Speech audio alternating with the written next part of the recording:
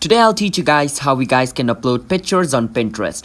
It's pretty simple. Open up your Pinterest app and click on the plus button at the bottom of your screen in the middle. From over here, you can click on over here where it says start creating now. At the bottom, you can pin a picture or you can create a collage or you can create a board. So I want to pin a picture. Once you click on pin, your gallery is going to open up. Now from your gallery, you can choose any photo you want. So I will go for this photo, which is a photo of a book. Once I choose a photo, I can click on next at the top. Once I click on next, the photo is going to appear over here, as you guys can see.